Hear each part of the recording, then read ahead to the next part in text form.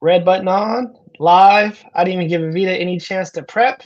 I just turned the camera on and we started talking. What's going on? Happy Thursday. Tuesday. Good Lord. Tuesday, March 4th. Obviously, I'm kind of fast forward. Welcome back to another episode of Cerebral Pundits. I'm your host, Casey Blueford, joined by my co-host, Evita Miller. Vita, what is up? How we doing?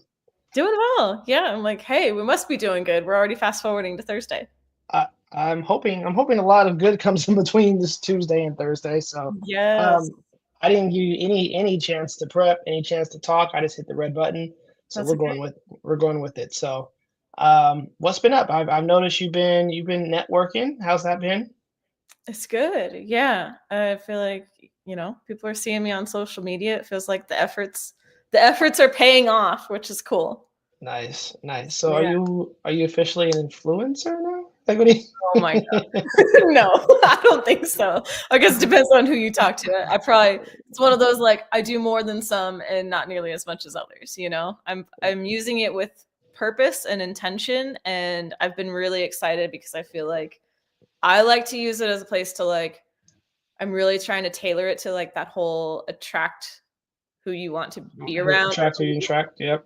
Yeah, and I feel like lately there's been several encounters where that's happening, and it's just awesome because I'm like, I really want to help newer entrepreneurs, TCs in the space of 0 to 1, right? Like, how do I just show me the basics? How do I hit record? Something like this is too complicated. And, I even popped in a Zoom yesterday and they were talking about me, but in a good way. And that was kind of cool. I was like, what? They're like, oh, Avita's here. Perfect. And I'm like, what are we talking about? And they're like, we're talking about making shirts to promote. And I was like, ooh, right up my alley. I love it. So yeah, all is good.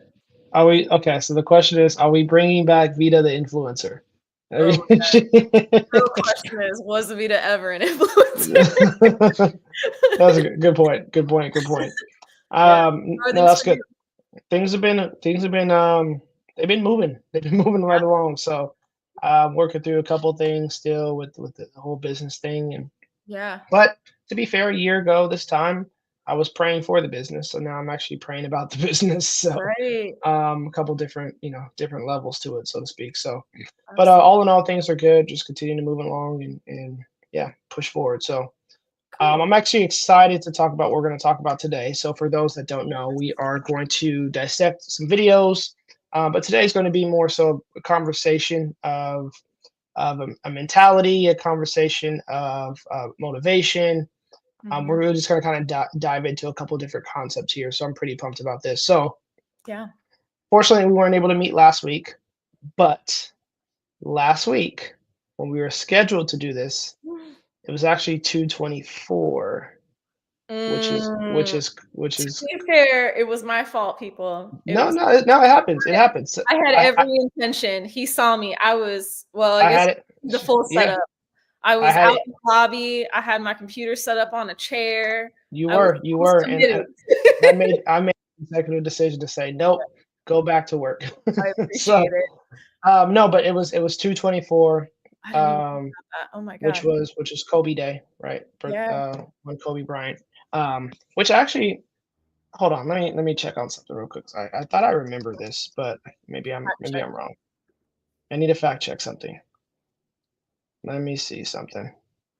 Yeah, okay. Yeah, so it's 2:24, so it was just Kobe Day. Because I was like, I'm pretty sure his birthday is the day after my birthday. Yes, August 23rd, Kobe. Yeah, so anyway, we are going to talk about one Kobe Bryant and the Mamba mentality and just the motivation. So we're not going to dive too much into the basketball side of things. We're just going to really kind of hit on a video that popped up, but I thought would just be a different side of commentary than we usually go with. So let's start with this because I'm a huge sports junkie, sports fan. Kobe was my guy, but he kind of wasn't, but he was my guy. Growing up in Sacramento, California, we weren't really Laker fans, but they were like the rival. I mean, the enemy. But I always respected, loved Kobe. And then as I got older, like Kobe became my guy. So, were you big on? I guess let's start here. Were you big on basketball? Were you big on Kobe? Obviously, I know you know who he was. Everyone knew who he was. Yeah. Okay. I was gonna say I'm like Big on him, probably not.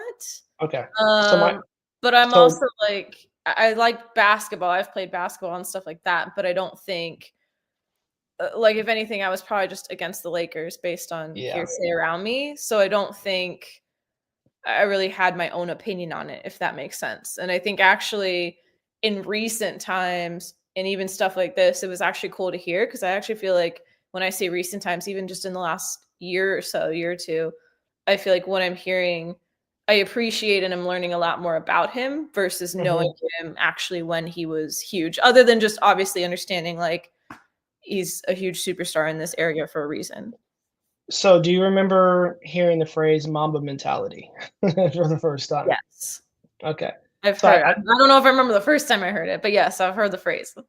so the reason I asked that because I thought it was interesting. So like obviously during basketball season, we'd Mhm. hear, oh, he's in the Mamba mode or Mamba mentality. Yeah. But when it turned from on the court to off the court as well and became almost like a slogan for almost grit or slogan Mm. for,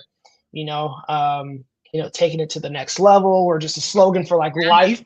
Like That's you're when in I your realized, yeah, like when you hear like in business settings and stuff, that's when you realize, oh, this dude crossed over. Like he crossed over not in yeah, all applications of life. So I thought that was very interesting to me. yeah. Yes, I have. Right. For me, it's Yes, I Mamba don't know. Mamba mentality posted up behind me, because it's a mindset thing. So what I wanted Mhm. to do is I wanted to talk to you about just the role of motivation in and of itself. Yeah. So let's start with this. Are you one for, hey, I need a large sum of money. I need external motivation. I need someone to push me. I need someone to tell me right from wrong. I need someone to kind of like get me over the hump. Like, what would you say is your level for external motivation that is needed in your life? 0 to 10. I think I would put it's probably a bit higher. I think it depends on what it is though, because I also think depending on the scenario, I can have a lot of intrinsic motivation as well. Hmm.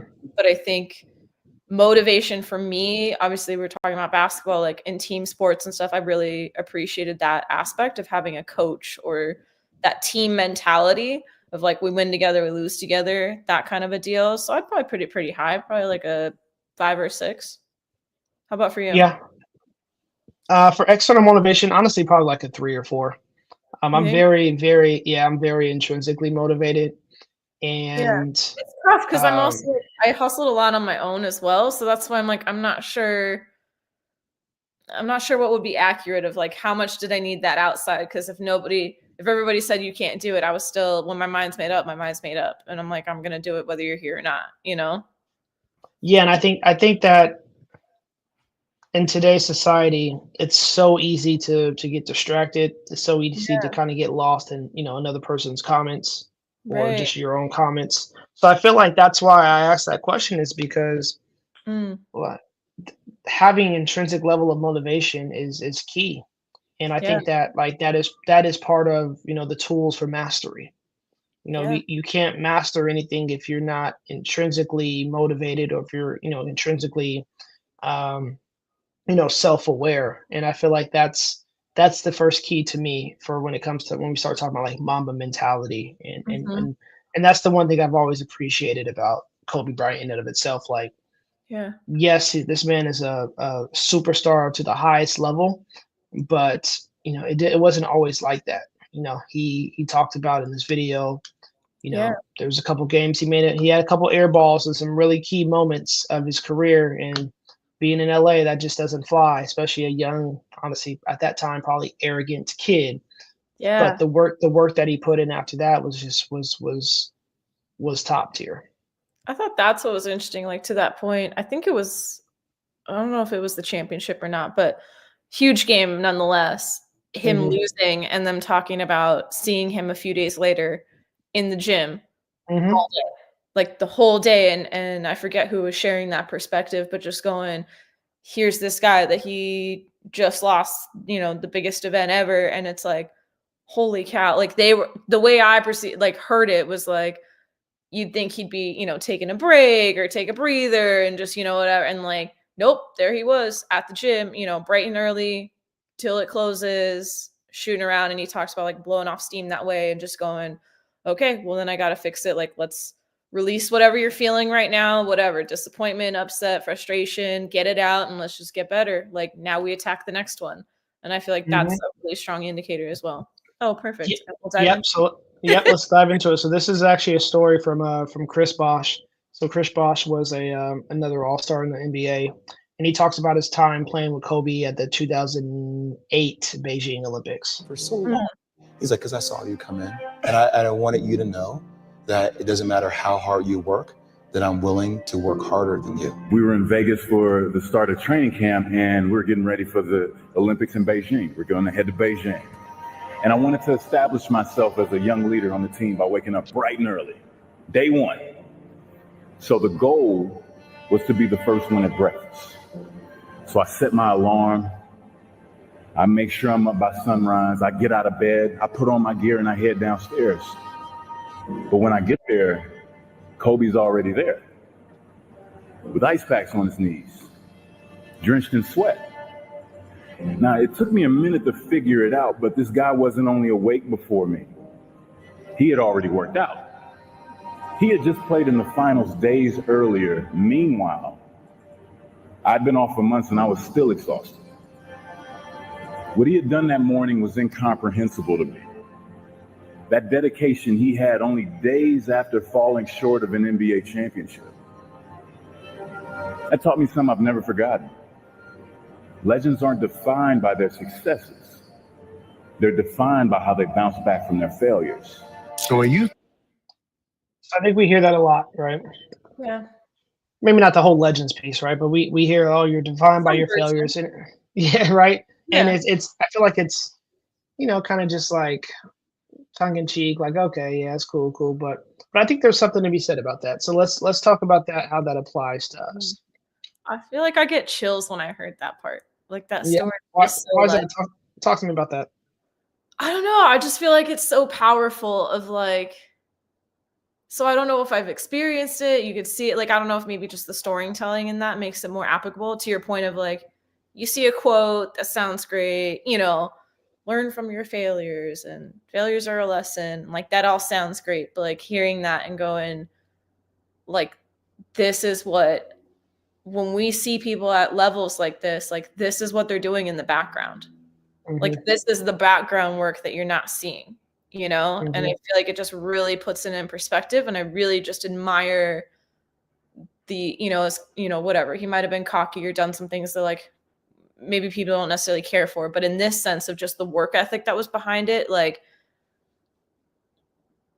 just how like humbling that is to mhm. just like everybody has the same hours in the day, but here he is and like he's already there. And it's not like he's trash talking you and going like, I'm gonna beat you and like, meet me there and da da da. Like, no. He's just like silently like crushing it. To like, I Yeah, guess feeling that other side of it where the guy's like, okay, yeah, like I'm hyped up. I got this. I'm gonna be like that top person, like the mindset going into that, and then to get there mhm. and like start piecing it together of like, hold up, you're already here, and then like, And you're wait, you're done. sweating, you're sweating like a solid sweat. So like, you didn't just show up 5 minutes ago. What time did you get here?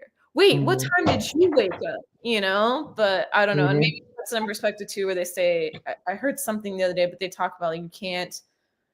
It's like you can't become what you can't see, or like what you're not mhm. around. And I feel like that's why proximity is so important, because I feel like there's also that aspect where like it really impacted him in a way that I feel like now he can level up because he's now seen somebody and You've gone, seen it.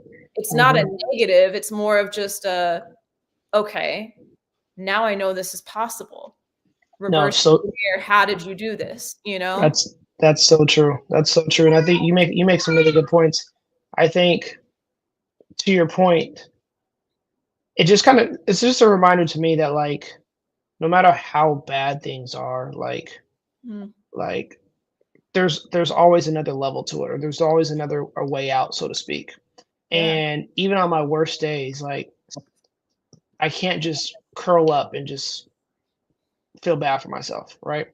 yeah. Like the point where he talks about you learn more in your failures than you do in your successes. He says he's Like, excited for failure. Yeah. Excited. I don't know if I don't know if I'm excited for failure because my failure might mean bankrupt at this point. Like it's a lot easier to be excited about failures when you got 120 mil in the bank account. Right. Okay, a little bit different. But regardless, like to the point, I think it's one of those moments where I kind of just sat back and listened, like, okay, you know what? It's never as bad as I think it is. Mm. Right. And if it ever does feel that way, then there's always a way out. I might just need to figure out exactly what that is, but there's always a way out. And I'm going to be even better than I was, the next go around. Yeah. Right. So I think about the year that I just had, all the business stuff, and then how it's prepared me to kind of coming into this year. And then how this year is going to prepare me to next year, and so on and so on. So I say that to say, I think that, to your point, that analogy was so crazy to just think that, like, say you were crushing it in the investor space, and you're feeling good, and you show up, you talk to someone, yeah, I got 20 properties, this, that, and the other, and like, how about you? Quiet person back room, well, yeah, I got 52, but just that quiet assassin. It's just like I just locked up 3 right here in this conversation. Yeah, right. Like, and it's just one of those, like. So one thing I was always taught, and I think it's my other, to work in silence. I was just, like, you don't need to be the loudest one in the room, just work in silence. And that's one thing I've always took it away from one of the things he said. So yeah. Oh, there's such good points. I feel like this is all, I mean, I know we mentioned Mamba Mentality, but I also feel like this is huge when we talk about mindset, right? Like when we're saying, I don't know about being excited about failures, but I feel like, what does that say about him that he is able to calmly and confidently say, when asked, how do you feel about failure? Oh, and the guy's like, you probably learn from it, right?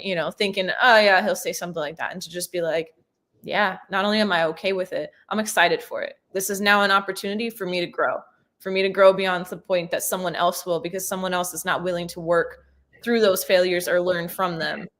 And so I'm just going to, like, welcome that. And I feel like the mindset of, I say mindset too, because I think our minds truly are so powerful. And we talk about things like manifesting your dreams and anything like that. I think this plays right into that as well, where how are you going to view this? Is it happening to you, for you, working on you? And I feel like this is that, where it doesn't necessarily mean he enjoys it or wants, to suffer. He's not trying to fail, but it's like, hey, I'm going to not let this bring me down more than it needs to. I might be sad, I might be frustrated. Maybe you do take a day off here and there, but then going, okay, reset. Let's give it another go. Now what can we do differently?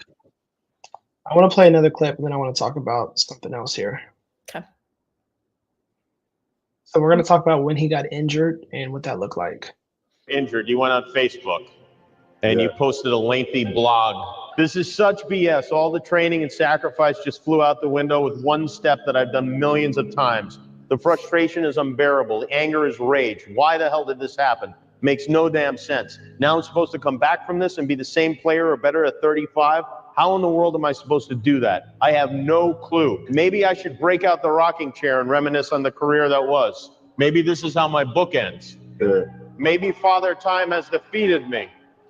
Then again, maybe not. There are far greater issues and challenges in the world than a torn Achilles. Stop feeling sorry for yourself. Find the silver lining and get to work with the same belief, same drive, and same conviction as ever. One day, the beginning of a new career journey will commence. Today is not that day. If you see me in a fight with a bear, pray for the bear. This is another obstacle. This obstacle cannot define me. It's not going to cripple me. It's not going to be responsible for me stepping away for the game that I love. I love that. Again, yeah, I'm fanboying out a little bit, but I love that in the simple fact of, like, we live in a society to where, like, we feel so much pressure to achieve quote unquote success, and there's so much pressure to achieve a certain level or certain status, but a lot of that is self-inflicted, for one. And two, we talked about vulnerability a couple weeks ago, one of our discussions.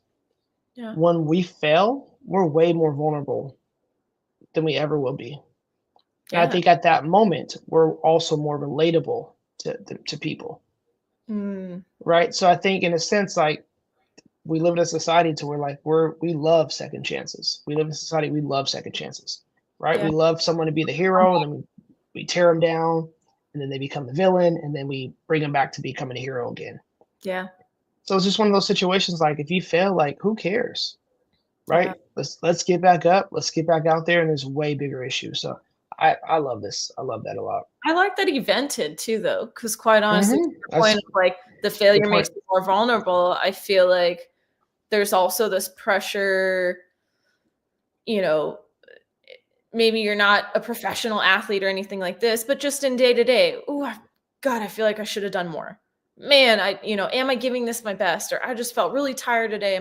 Does that make me lazy? Does this make me, not a success? Am I a failure? These things could potentially in different forms cross through your mind where it starts taking a different tone. And I think, it's okay to simultaneously allow yourself some grace to like in this. I mean, heck, he put it on blast to the public. Like, right. This is a full blown, who knows how he was venting in real life or what was going through his mind, but just to release those other emotions of just that true anger, frustration, just like that's raw, holy cow, this is my life. I mean, he talks about since he was 2 dribbling a basketball, like this is literally his life. And to go, I'm now 35 and I'm hurt. Like, what am I going to do? Start over? Like, this is my identity at this point. What now? And not to say he didn't battle through that, but I love how he said in there too, like, it's not going to happen today. Yeah. And like sometimes we have to tell ourselves that. Yeah. Of like, this is just a blip on the path. It's not the entire book. This is just, you need to turn the page. It gets better. Yeah. And I think that's so too frequently we get stuck. And it's like when pages get stuck together, you don't know how to turn them, right? Yep. We just get stuck and the pages are sticky. I'm not going to turn it. Well, no, you still got to go one page at a time, right? You can't fast forward from page 50 to 60, right? Because then you miss out on 51 through 59 and all that brings. Yeah. So again, the importance of the journey, the importance of, taking things day by day, step by step, and again, like it's a cliche, but that's the real joy right there. That's the goal. I feel like as we're in these book references, I'm thinking too, like you could be reading a series. How many times does it leave on a cliffhanger or something dramatic? Like if you think of it in that sense of, oh no, it's the end of this one, but we're just starting the next series. It's okay. Right. Yeah. This isn't a definitive end. It's done now. You just got to keep going through it. Get to the next part. Yeah, that's a good analogy because we read and we watch cliffhangers all the time. Oh yeah. But we don't realize we live cliffhangers too. Where it's like what happens this, now? yeah. There's been a few of those moments. I'm like, okay, all right, back against the wall and leave TV off, right? And it's just like, okay, what's gonna happen, right? But we're living it, so it feels a little bit different. So yeah, I think that's I want to hit on real quick when he talks about his training regimen. So I'm not gonna play the clip, but he talks about how he used to train 3 days a day. Sorry, 3 times a day. 3 times a day. 3 times a day. And I think it was like 9, 12, or 3 or something like that. Yeah. And to me, it wasn't even the point of like, hey, he realized if I start early, I can get 1 more session in a day. Yes, that's awesome, right? So, and for him, he's training at 4, then he, comes back at 9, and then 12. So he just had 1 more session. But to me, it was the logic behind the compound effect. Yes. And I feel like that's the missing component in a lot of our day-to-day stuff is we want instantaneous success, but it's the compound effect that's what's going to take us to that next level, right? It's not that one conversation that you have, it's not the 10 conversations you have that one day, but it's that those 10 conversations over a span of 30, 40 days, which in your situation, do you remember a couple, some months ago, you were having all these conversations with people and I was challenging you to do XYZ stuff with all these people, right? Yeah. But then you're like, oh, okay, I'm gonna stop doing that. But then a couple weeks later, you started to kind of see the fruits of those labor. Yeah. Fruits of your labor. So I really like that compound effect piece. I think it goes hand in hand, to be honest. Like, I think it's the compound effect, but I also do think there's something to that of how he leveraged the time he had. Because if you think about what you do in your day to day and analyze it, like if you were in sports, like I feel like it makes more sense that, okay, if I'm an athlete or you're working hard, you're at the gym, that he broke it down. Okay, you go for an hour or two, you're going to take like an hour or two break, go get something to eat, rest up, hydrate, back at it, another hour or two. And I feel like if we look at our day to day in the same way, because potentially something can be more emotionally draining for you, it could be mentally exhausting for you. And I know there's different theories to this, so some people already implement it, but for those that don't, or just a refresher, I feel like it's a great idea to not just go, I'm going to wake up earlier and now work longer, work harder, and like, okay, now I wake up at 4 a.m. and I'm now working 4 a.m. to 9 p.m. Okay, but now efficiency wise, what if instead we woke up at 4, knocked out the first 2 hours, take a 1 to 2 hour break, whatever that means for you, another 2 hour. Now this is catered to whatever. I just feel like that combo of like you're compounding it, but you're also compounding it and actually adding more work, because I feel like that time frame is more intentional. He's probably able to attack more in the gym during that time because he's rested, focused, and ready to go, versus if you're just beat and now you're getting hurt, you're tired, whatever. Yeah, that attention, that not necessarily attention to detail, but that like attentiveness. That's what it is. That attentiveness, that continuous attentiveness. I feel like that would be a good book. That is very admirable, because it takes a special person. People think that like, oh, you're built this way, this, that, and the other. Yeah. I mean, compared to the average person, we'll use Kobe as an example, but compared to the average person, he was taller than most, obviously, yet. But from like a basketball standpoint, like they talk about, his hands weren't as big as Michael. He didn't have the highest jump, but he maximized every potential bone, blood, sweat, and tear in his body while he played. Yeah. So why can't we do the same thing in our lives? Absolutely. Right? I might not be the best as well. Huh? That stood out to me as well, because I thought so that was key. I might not be the best public speaker, right? But that's something I continuously work on, and that shouldn't deter me from wanting to speak in front of people. You know what I mean? So like those are kind of things that we can do on a practical level to continue to help and grow and develop ourselves, and really just maximize our lives as well. Are we going to see you on stages in the coming year or two? Probably not. But if asked, that would be nice. Debut. I would love the opportunity to. Yeah, that would be cool. Present. I would love the opportunity to. Now, I got my intro music and everything. It's been ready for years. I got my whole intro ready for years. We got to get you on stage. I just want to hear the music, really. I mean, I'll listen to it as well, but I'll come out like a baseball player, and then I'll probably strike out like a baseball player too. So it's all good. That's okay. What is it? I mean, if you're batting 300, you're already killing it there. So you only got to get a few. Hey, all right, let's check this one out. I think it's just figuring out ways to be better. There's a quote from one of my English teachers at Lower Merion named Mr. Fisk. He had a great quote that said, "Rest at the end, not in the middle." And that's something I always live by. I'm not going to rest. I'm going to keep on pushing now. There are a lot of answers that I don't have, even questions that I don't have. But I'm just going to keep going. I'm just going to keep going, and I'll figure these things out as we go, right? And you just continue to build that way. So I try to live by that all the time. You got a lot of people paying their hard-earned money to come watch you perform.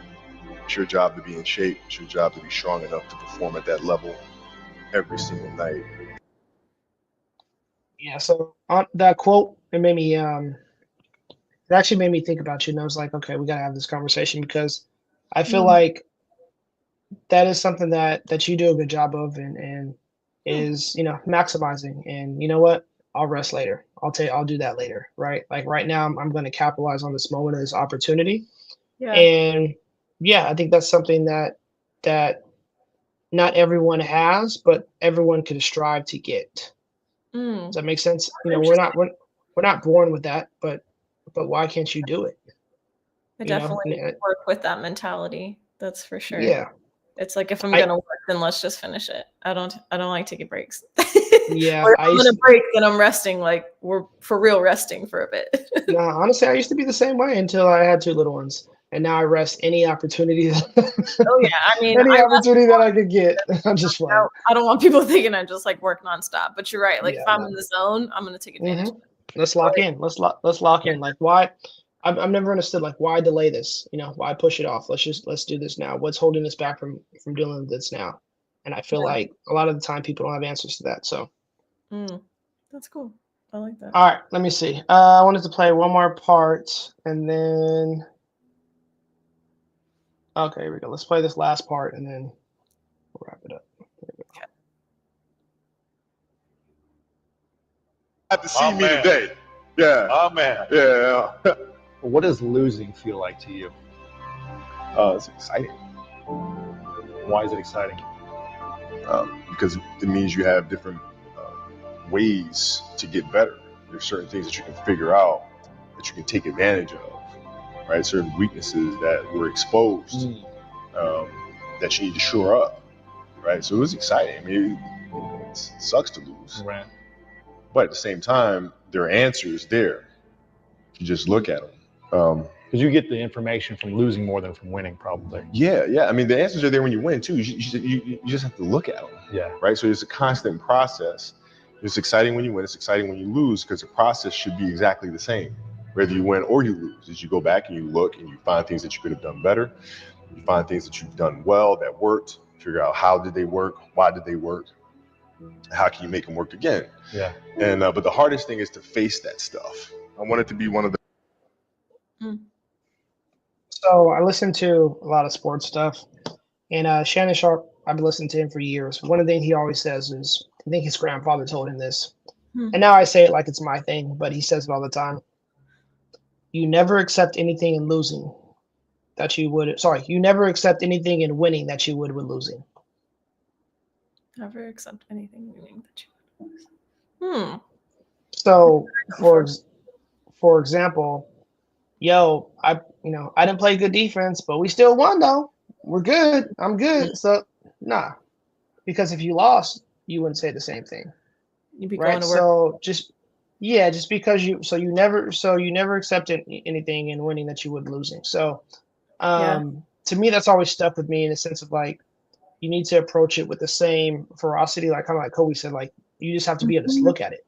Right. There's key takeaways in both winning and losing. So really love that analogy. What were your thoughts on that?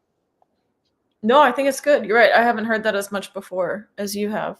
But I think it's accurate because I think that's also why when people say like you learn more from a loss than you do winning, because it's so easy when you're on top or you're winning to just be caught up in that. You feel good and you don't maybe scrutinize as bad and you're just kind of like, cool, it must have been good. Like we did well. You maybe look at something, but when you're losing, you're picking it apart. You're dissecting every single piece.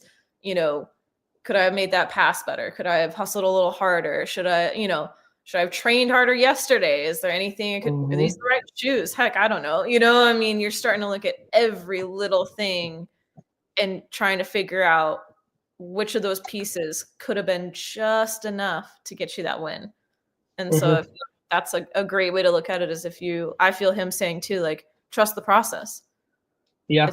If this is your process, then you do the process no matter what's happening around it, because if you keep doing that, it will improve. Like without a doubt, you will eventually win. You will start to win more. You will improve. You will do better. Like there's no way if you have no way to go but up. Yeah, exactly. I think that's super key in just anything you do. No, I like it. What would you say your biggest takeaways are from this one? Oh man. I feel like it's just resilience, honestly. Good choice. Good choice of words. Yeah. Resilience. And I feel like I really felt this one, maybe too, because I did play basketball. Like, does this make you want to go play basketball? Makes me get out there and start shooting. I'm like, all right, I'm 0 for 10. Let's go back in the house. Get back on the computer. This makes me like, I'm ready to start running. Let's go practice. Like I'm in it. But also I think it resonates too, because honestly, I had that journey. Like when I was in high school, like I was not the best. And I remember, because it was a girls team, obviously it's a different, I don't even want to say level, because I'm sure somebody's going to get mad at me for that, but it's different. It just is. That's just how it is. There wasn't as many people trying out for the girl sports as there was the guys. So therefore, you know, the cuts and stuff weren't as heavy. But I remember like freshman year, I would have been cut, but like I made it because just the amount of girls, and we had to run a mile. And I remember dying, like could not make it. And then fast forward, I decided like, I really want to play and I want to get better. And like, I hustled and I was down at the rec every single day and I started running. And then like, that's why I signed up for cross country. And I started doing cross country my junior, senior year, because I realized the girls that were in cross country that also played basketball, they crushed it because they never got tired. They never got tired. Yep. You know? It was like, it's almost that when you walk into the gym and guess what? Those girls were my person that like they'd already ran at 5 a.m. this morning, done a workout, and then they're back here doing practice with you, you know, doing suicides. And you're like, how are they not getting tired? I'm over here literally just like, I can't. But anyways, I think back to those days when I was listening to this, I was having a lot of reflection on that and like, yeah, we know how to put in work when we need to, and like that feeling of like just hustling. So yeah, I'd say resilience. Evita, the mini Mamba. Yeah, no, honestly, I echo everything you said.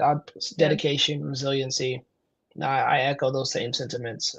Definitely takes me back to my playing days, but also it's applicable to kind of where I am now, you know, and some of the struggles that, you know, or the hurdles, so to speak, that just ongoing now. So definitely very motivating.